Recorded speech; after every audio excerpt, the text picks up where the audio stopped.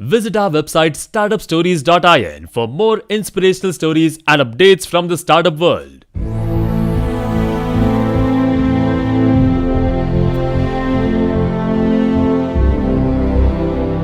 If you risk something that is important to you for something that is unimportant to you, it just does not make any sense. I don't care whether the odds are 100 to 1 that you succeed or 1,000 to 1 that you succeed.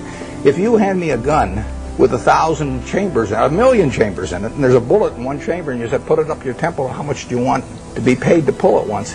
I'm not going to pull it. You can name any sum you want, but it doesn't do anything for me.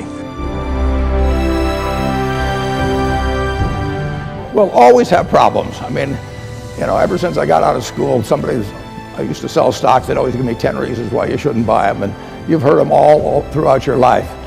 But the world does not belong to the pessimists, believe me. You're selling happiness, and it's and having it at arm's length away is a big part of it. And the distribution system that's developed, it's the right formula, Muhtar, and it just has to be carried out with extreme diligence, enthusiasm, in every minute of the day.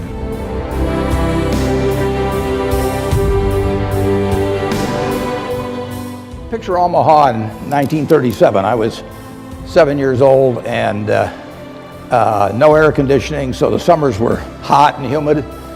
People went out on their lawns at night just to try and cool off, and I got the idea that maybe I could sell them what you would call soft drinks and we called pop.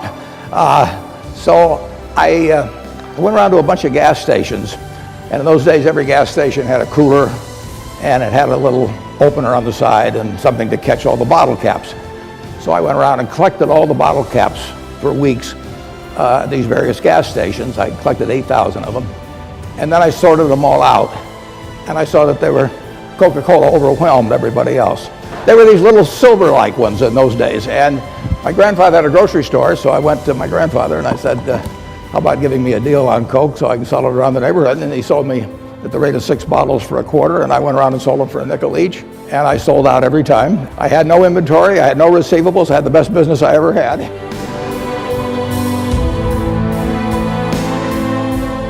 Those are low return businesses, but time is the friend of the wonderful business. It's the enemy of the lousy business. If you're in a lousy business for a long time, you're going to get a lousy result, even if you buy it cheap.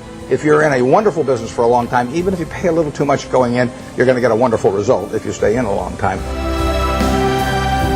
I like to study failure, actually. And my partner says, all I want to know is where I'll die, so I'll never go there. And we want to see what has caused businesses to go bad. And the biggest thing that kills them is complacency. You want a restlessness, a feeling that somebody's always after you, but you're going to stay ahead of them. You always want to be on the move. The danger would always be that you rest on your laurels. That restlessness, that belief that is the key. Tomorrow is more exciting than today. You just have to have it permeate the organization.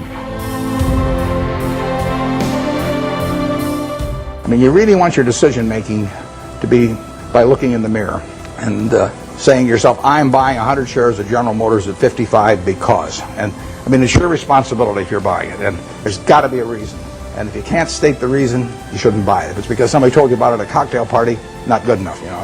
That we stick to pretty carefully. That's one of the things Ben Graham taught me.